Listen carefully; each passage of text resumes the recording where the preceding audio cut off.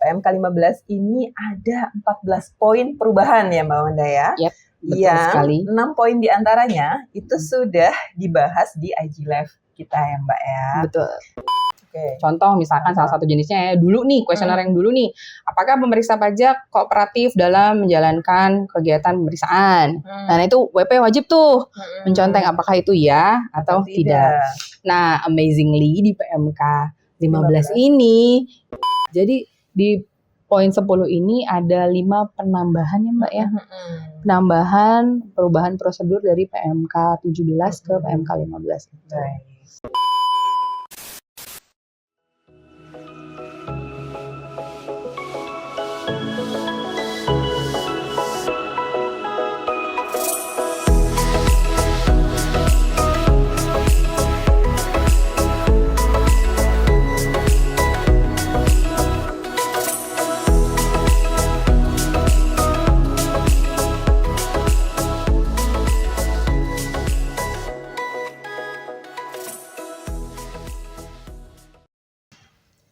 Assalamualaikum warahmatullahi wabarakatuh. Waalaikumsalam warahmatullahi wabarakatuh. Halo kawan pajak, berjumpa kembali dalam podcast KPP Wajib Pajak Besar 1 bersama saya Etin Supriyatin, penyuluh pajak yang akan memandu jalannya kegiatan pada kesempatan kali ini.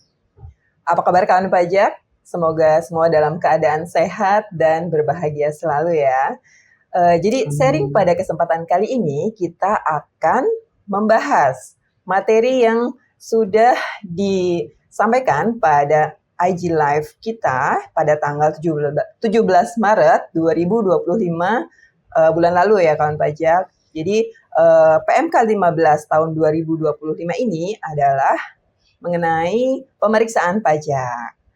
Nah, sudah hadir bersama kita semua seorang penyuluh pajak andalan kami di KPP Wajib Pajak Besar 1, penulis artikel dan juga pengamat dunia perpajakan, yaitu Mbak Wanda Rahma. Halo Mbak Wanda, Halo. apa kabar? Alhamdulillah kabar baik, Mbak Etin apa kabarnya? Alhamdulillah, saya sehat juga. Iya. Apa kesibukannya Mbak? Kesibukannya saat ini yang pasti kita semua, tidak hanya kita penyuluh ya, tidak hanya pegawai pajak, tapi seluruh kawan pajak se-Indonesia Raya mungkin ya, ini sedang ada Cortex ya. Jadi kesibukannya masih Cortex. Cortex ya. Kemudian ini saya benar-benar ingat deh, almost a month ago on March 17, I did an Instagram live with Mas Iko, and then we discuss about this new regulation PMK nomor 15, but then we don't discuss it the overall isinya. Jadi kita sempat hanya sebagian kecil saja tuh Mbak waktu karena memang itu. Waktunya terbatas ya Mbak ya. Iya betul, dan itu karena ini ya Instagram live Live, betul. Iya, jadi pada kesempatan kali ini kita akan melanjutkannya Mbak Wanda ya. Betul. Jadi dengan narasumber yang sama, kita akan mendapatkan informasi selanjutnya dari PMK 15 ini. Jadi seperti kita ketahui bersama, PMK 15 ini ada 14 poin perubahan ya Mbak Wanda ya. Yep, betul sekali. 6 poin diantaranya itu sudah dibahas di IG Live kita ya Mbak ya. Betul. Nah, karena ada 14, kita pada kesempatan kali ini akan meneruskan poin ke-7 sampai poin ke-14. Iya. Nah, tentunya pada pembahasan ini kita perlu tambahan energi booster nih Mbak Wanda ya. Do you have one? Tadi ada yang menjanjikan akan memberikan kopi untuk kita. Oh, subsidi. Mana ya? Iya, sepertinya seharusnya sebentar lagi datang nih Mbak Wanda ya. Khusus buat kita loh, diracik sama barista. Oh, I can't wait. Mana ya? Mana ya? Halo. Oh ini. This is my partner when I did an Instagram live. Ya. Jadi, halo Mas. Ya, terima kasih Mas. Terima kasih banyak. Ini binnya apa Mas Iko? Ini dari Bali. Oh Bali, special from Bali kawan pajak. Jangan iri ya sama kita-kita yang dapat dari Mas Iko. Terima kasih loh Mbak Etin. Terima kasih Mas Riko. Where is he? It's already gone. Oke. Oke, baik Mbak Wanda, karena kita sudah mendapatkan tambahan energi. Ya. Kita teruskan lagi ya pembahasan kita. Boleh, silahkan. Jadi sebagai pembukaan, jadi PMK 15 ini Mbak Wanda cukup memancing banyak sekali pertanyaan dalam sesi konsultasi langsung maupun melalui telepon ya Mbak Wanda ya. Nah, jadi ada baiknya kita segera teruskan pembahasan kita. Iya. Jadi kalau tadi sudah saya sebutkan sampai angka 6 ya Mbak Wanda ya. Ya, Jadi betul kita akan sekali. langsung ke angka 7, poin 7 dari PMK 15 ini. Apa itu poin 7? Yaitu mengenai prosedur pembahasan temuan sementara sebelum SPHP. Iya, boleh Mbak sekali. Wanda dijelaskan kepada kawan pajak semua? Iya, jadi kalau dulu, terima kasih Mbak Etin, kalau dulu kawan pajak di PMK nomor 17 tahun 2013 ya, 2013. PMK 17 tahun 2013 tentang pemeriksaan pajak, ini tidak mengatur terkait dengan prosedur pembahasan temuan sementara. Tapi di tahun 2025 ini dengan PMK 15 ini ada nih aturannya. Jadi pemeriksa pajak diwajibkan untuk mulai melakukan pembahasan temuan sementara. Baik. Mbak Etin dan kawan pajak semua dengan wajib pajak tentunya paling lambat 1 bulan sebelum berakhirnya jangka waktu pengujian. Dalam hal pemeriksaan dilakukan sebagai pemeriksaan lengkap ataupun pemeriksaan terfokus.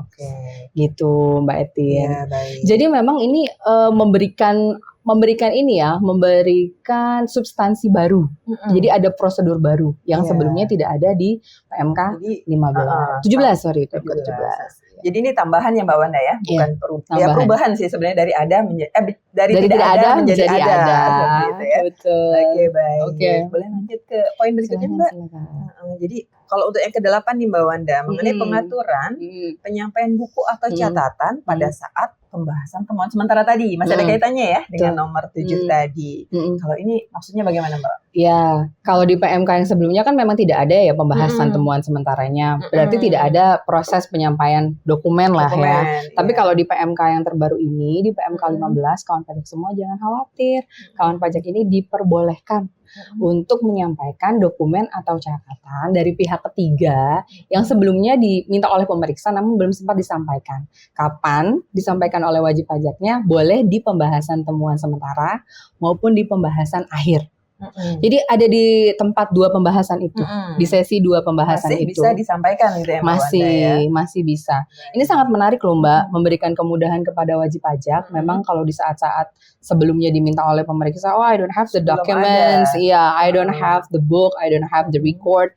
And then wajib pajak mencoba mencari dari pihak ketiga dapat baru ketemu lah ketemu nih pembahasan temuan sementara ataupun sudah selesai pembahasan temuan sementaranya Mbak, masuk ke pembahasan akhir masih boleh juga.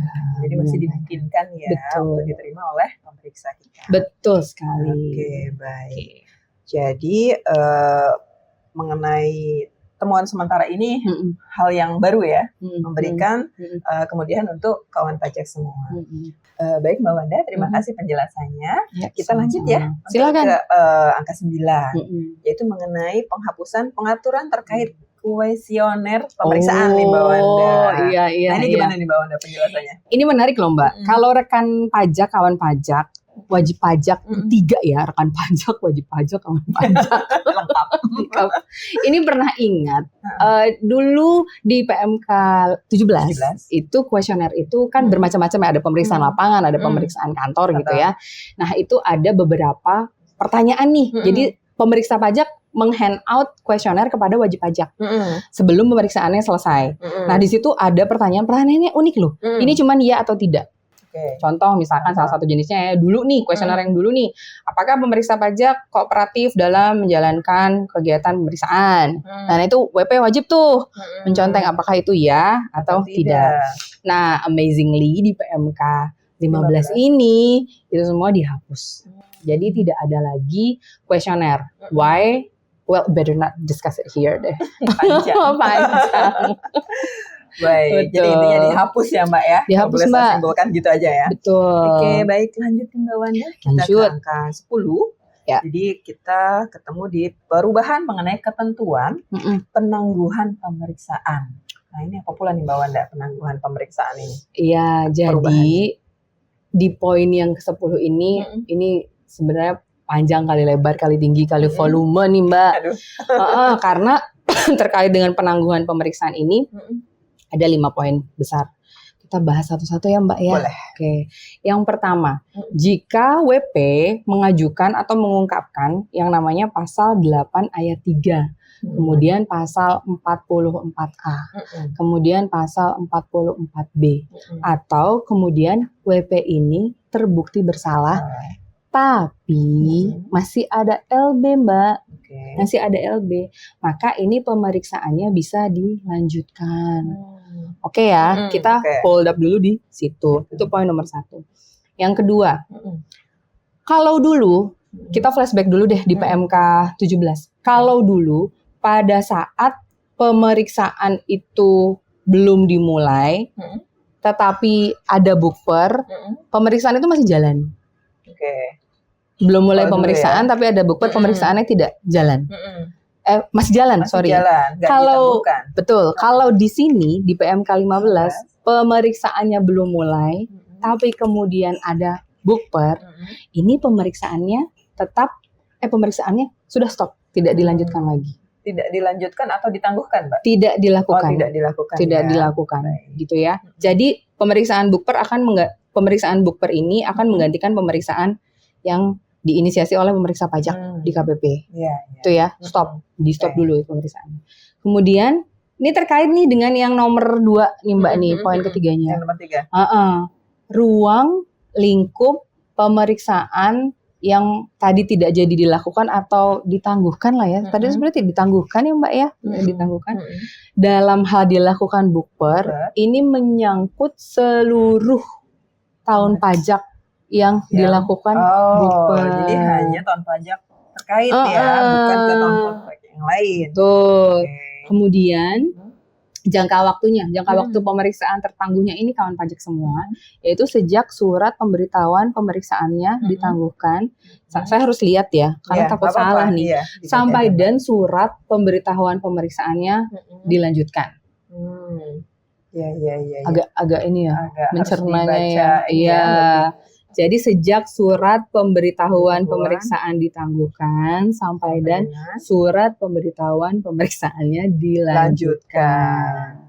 Oke, nah yang poin kelima, jika WP mengungkapkan pasal 8 ayat 3, pasal 44B, putusan pengadilannya selain yang bebas atau lepas, maka tetap dapat diperiksa untuk data-data yang belum diajukan atau diungkapkan ke pengadilan. Contoh begini, misal saat itu diajukan ke pengadilan data PPN saja.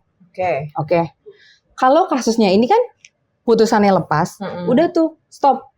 Udah, WP sudah tidak diperiksa lagi dong, berarti kan udah lepas. Tapi kalau putusan pengadilannya selain bebas atau lepas tadi, maka kemudian pemeriksa mendapat data, itu kan tadi PPN-nya, output-nya ada loh nih datanya lagi. Boleh nih, atau badannya. Boleh nih kawan pajak, diajukan ke pengadilan. Itu. Contoh singkatnya begitu Mbak. Jadi di poin 10 ini ada 5 penambahan ya Mbak ya. Penambahan perubahan prosedur dari PMK 17 ke PMK 15. Jadi Mbak, tadi kalau tidak salah dengar ya Mbak Wanda menyebut beberapa pasal nih Mbak. Ada pasal 8 ayat 3, pasal 44A, 44B. Betul.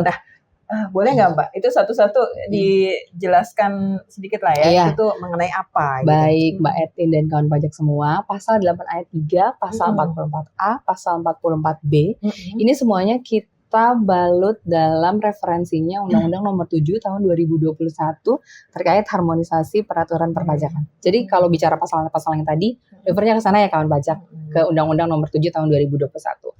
Pasal 8 ayat 3 ini mengatur nih bahwa pengungkapan ketidakbenaran tersebut itu boleh dilakukan oleh wajib pajak dengan syarat dia melunasi nih jumlah pajak yang seharusnya terutang itu dengan sanksinya, sanksi administrasinya. Itu satu. Untuk pasal 8 ayat 3 ya.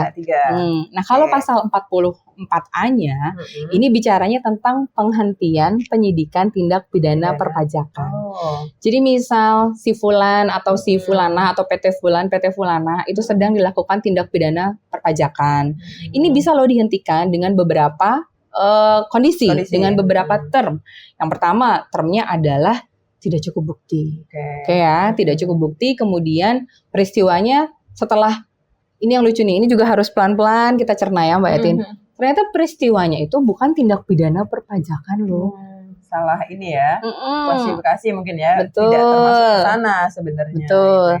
Kemudian ternyata sudah daluarsa ataupun tersangkanya meninggal dunia. Itu ya. Itu untuk 44A ya Mbak 44A. Nah, kalau 44B saya mau bagi dua ya. 44B itu ada ayat 1, ada ayat 2. Oh itu beda ya? Beda, tapi saling terkait. Saling terkaitnya kenapa? 44B yang ayat 1, ayat 2 ini dua-duanya mengatur terkait dengan kepentingan national income, penerimaan negara. Baik. Jadi di sini untuk kepentingan penerimaan negara atas permintaan Menteri Keuangan, Jaksa Agung dapat menghentikan tindak penyidikan pidana perpajakan. Bisa dihentikan. Oh gitu. Nah, seperti apa sih ceritanya nih? Kok bisa dihentikannya seperti apa? Kita lihat di ayat 2-nya Mbak dan kawan pajaknya semua. Bisa dihentikan apabila kemudian si WP ini melunasi kekurangan pajak yang seharusnya terutang. Itu dengan ditambah sanksi administrasinya 3 kali tapi. 3 kali terutangnya ya? Iya, pajak terutangnya. Benar. Contoh deh kalau ditanya, kok ini Pak Baliet ya, bagaimana sih mencerna ini misal? Contohnya seperti ini, dia sedang dilakukan penyidikan tindak pidana perpajakan. Kemudian Menteri Keuangan bertanya nih, berapa sih memang harusnya pajak yang dia bayarkan? Gitu ya. Harusnya 500 miliar, Bu. Oke. Nah, kalau prefer ke 44B, kemudian dia harusnya jadi bayar berapa? Loh, kalau 500 miliar ditambah dengan dendanya 3 kali, ya kan? Berarti ditambah 1,5 triliun dong. Iya. Itu adalah 2 triliun, Bu. Ya sudah, kalau begitu kira-kira bagaimana? Dia mampu tidak melunasi? Misalkan katakan begitu, Mbak. Mampu. Oh ya sudah, saya akan membuat surat tertulis dan segala macam, kita hentikan tindak pidana, tapi dia harus membuktikan bahwa dia bisa bayar. Jadi underline-nya intinya adalah kepentingan penerimaan negara kawan pajak. Nggak bisa sembarang juga. Iya, ini tentunya yang mengatur juga level tertinggi ya. Betul, Menteri Keuangan. Jadi seperti itu ya Mbak ya, pasal 8 ayat 3, 44A dan 44B tadi. Jadi ini sepertinya pembahasan kita yang ke-7 ini. Yang ke-10. Yang ke-10 kita. Ke-10, oh iya maaf Mbak Wanda. Ini yang ke-10 ini ya. Betul. Ini hidangan utamanya ya, main course. Main menu. Nah mungkin boleh nih Mbak Wanda setelah penjelasan panjang lebar tadi kita sesap dulu ya si Bali ini ya. Kita tes ya. Ini kan tadi Mas Riko ini anggota timnya Mbak Etin loh kawan pajak semua. Kita tes apakah enak apa enggak ya? Enak atau tidak. Kita coba ya. Gimana Mbak Bali Haninya? Seenak kelakuan dan wajahnya. Ini dapat notes apa nih? Ini notes apa ya? Hani ya Mbak ya. Nah, ini jadi, ini kan Bali Hani, saya mau ganti jadi Iko Hani. Oke, baik Mbak Wanda, udah cukup terboost energinya ya. Betul. Kita lanjutkan lagi ya. Betul. Pembahasannya. Kalau itu tadi mengenai penangguhan pemeriksaan, kita lanjutkan ke nomor 11. Maaf ya, saya kok ingatnya nomor 7 ya. Kan nomor 7 yang pertama. Nomor 7 pertama, betul. Maaf ya. Iya, jadi yang ke-11 yaitu, nah ini sekaligus Mbak Wanda. 11 sama 12 ini ada kaitannya. Jadi kita bahas sekaligus ya. Boleh. Nomor 11 dan 12. Kenapa kita bahas sekaligus? Karena 2 poin ini saling terkait, Mbak. Yaitu mengenai pengaturan penyampaian dokumen pemeriksaan secara elektronik maupun tertulis dan pengaturan pertemuan dengan wajib pajak. Baik. Silakan Mbak dijelaskan. Mbak, saya mau main ini nih, ada games. Kalau pernah dengar games Where's Waldo tidak? Jadi kita seperti menemukan spot the difference gitu kan. Nah, karena ini terkait dengan pengaturan penyampaian ini sangat-sangat hampir tidak ada bedanya. Jadi Mbak Tin harus bisa coba kalau saya mengutarakan ini kira-kira bedanya di mana. Siap ya? Di PMK 15 tahun 2025, pengaturan penyampaian dokumen pemeriksaan secara elektronik maupun tertulis ini bisa disampaikan melalui cara-cara secara langsung, pos, faksimili, ataupun elektronik. Oke. Di PMK 17 tahun 2013, wajib pajak dapat menyampaikan dokumen terkait pemeriksaan ini secara langsung, pos, dan faksimil. Oke, now spot the difference. Elektronik ya? Iya, betul. Nah, elektronik ini berarti bisa dilakukan via email. Maupun Cortex. Iya. Oke. Begitu kita ngomongin Cortex tuh, nada kita langsung kayak agak kenapa ya? iya, Otomatis Mbak, maaf ya. Iya. Dan yang tadi kalau pertemuan, pengaturan pertemuan dengan wajib pajak di PMK 17 ini tidak ada metodenya, Mbak. Tidak mengatur metode pertemuannya seperti apa. Tapi pandemi COVID-19 tahun 2020 it change everything. Ini merubah semuanya. Disitulah diperkenalkan adanya Zoom, diperkenalkan adanya Teams, sehingga PMK 15 mengadopsi itu. Jadi boleh antara daring dan luring. Jadi kalau dulu pertemuan itu tidak diatur dan biasanya tatap muka langsung ya Mbak ya, karena tidak ada opsi untuk Zoom atau apa, karena diaturnya tidak ada. Terus sekarang diatur secara rinci ya, boleh langsung ataupun daring ya Mbak ya. Betul sekali. Kalau Mbak Etin sendiri lebih prefer apa? Kalau saya karena orang dulu ya, saya senangnya tatap muka langsung. Iya, saya juga sukanya begitu. Apa ya, dari itu kadang kita ada multi tafsir ya. Kadang mungkin ya kalau mungkin open cam gitu masih mending ya. Kita bisa melihat raut wajah, bisa melihat gesturnya seperti apa. Kalau off cam ini kan yang tapi kalau off cam kan kita hanya mendengar suara. Tidak ada bedanya dengan telepon. Iya, berarti kita mazhabnya sama, Mbak. Iya. Jadi memang aturan ini mengadopsi perkembangan zaman ya Mbak Wanda ya, di mana teknologi kan semakin berkembang pesat ya. Jadi kita juga mengikuti perubahan tersebut. Dan lagi-lagi kita juga memberikan kemudahan untuk kawan pajak semua. Iya. Jadi di sini kata kunci adalah kemudahan ya Mbak ya. Iya. Karena lagi-lagi kalau nggak mudah orang tuh biasanya udah malas duluan. Mundur, gitu ya. Iya. Mundurnya tidak cantik lagi. Iya. Sorry. Iya. Oke. Baik Mbak Wanda, kita teruskan lagi ya Mbak Wanda ya. Silahkan Ini Mbak. kita sudah sampai di 2 poin terakhir Mbak. Kalau tadi 11-12, sekarang berarti 13-14. Ini tentang apa? Yaitu mengenai penegasan atas pelimpahan wewenang Mbak, sama penetapan secara jabatan. Itu gimana Mbak penjelasannya? Oke, di PMK 15 tahun 2025 ini Direktur Jenderal Pajak melimpahkan kewenangan untuk melakukan administrasi pemeriksaan pajak itu di dalam bentuknya delegasi Mbak. Delegasi kepada pejabat di lingkungan Kementerian Keuangan Direktorat Jenderal Pajak. Which is itu berarti kalau dalam hal ini KPP ya. Ya kan, pemeriksaan di KPP gitu ya. Ataupun pemeriksaan di Kanwil juga ya. Oke. Itu terkait dengan yang pelimpahan wewenang gitu. Demikian Mbak. Iya, lalu untuk yang penetapan secara jabatan Mbak. Oh gitu. Nah, kalau yang penetapan secara jabatan ini menarik Mbak Etin. Jadi justru di PMK 15 ini di-challenge loh pemeriksanya. Pemeriksanya di-challenge. Jadi kalau pemeriksa itu bisa membuktikan bahwa WP itu tidak atau kurang menyampaikan buku, catatan, dokumen-dokumen tertulis yang diminta oleh pemeriksa, maka pemeriksa itu bisa menetapkan penghasilan kena pajaknya secara jabatan. Nah, jadi tidak bisa sembarangan. Ini nih yang membuat banyak kawan pajak akhirnya jatuh hati. Saya aja jatuh hati sama PMK ini.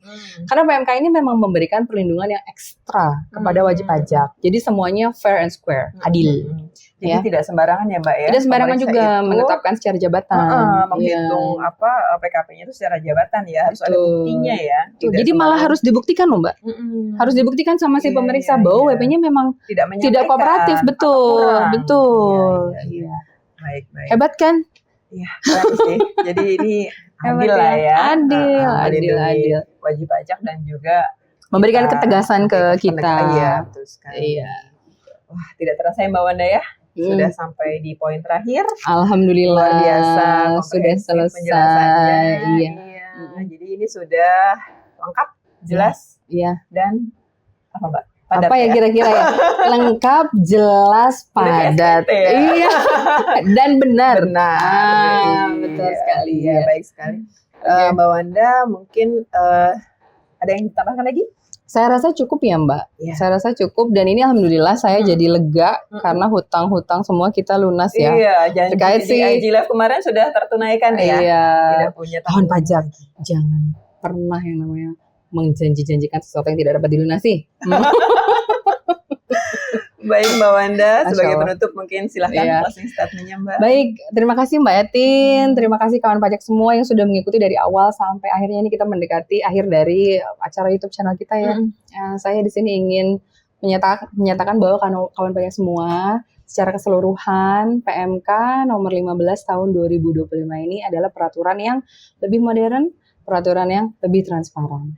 Regulasi ini tentunya memberikan batas waktu yang lebih jelas, lebih meningkatkan perlindungan kepada wajib pajak, kemudian adanya involvement dari teknologi, dan kemudian memperkenalkan mekanisme-mekanisme diskusi ya, sebelum adanya sengketa resmi yang dikeluarkan oleh kita. Oleh sebab itu, please, saya minta kepada kawan pajak semua untuk tidak lagi merasa khawatir jika di masa mendatang, kawan pajak semua terlibat dalam kegiatan pemeriksaan pajak. Karena rumah perlindungannya sudah luar biasa hebat. Lengkap Ya, demikian Mbak Eti. Baik, Ya, terima kasih Mbak Wanda atas sama-sama. penjelasannya. Mm-mm. Semoga bermanfaat ya untuk kawan pajak semua. Itu yang paling penting ya Mbak. Iya. Amin ya robbal alamin. Iya. Nah, jika kawan pajak masih memiliki pertanyaan, kawan pajak dapat melayangkan pertanyaan tersebut ke KPP tempat kawan pajak terdaftar atau ke KPP terdekat, atau bisa juga melalui kering pajak di 1.500-200 melalui akun medsos kami, baik di Twitter, di Instagram maupun di Facebook. Kami selaku tim penyuluh KPP Wajib Pajak Besar 1 mengucapkan terima kasih atas perhatian kawan pajak semua dan mohon maaf atas segala kekurangan. Sampai bertemu kembali dalam acara podcast KPP Wajib Pajak Besar 1 berikutnya. Tetap semangat dan jangan lupa untuk selalu bahagia. Akhir kata kami undur diri, saya Etin Supriyatin dan rekan saya Wanda Rahma. Wassalamualaikum warahmatullahi wabarakatuh.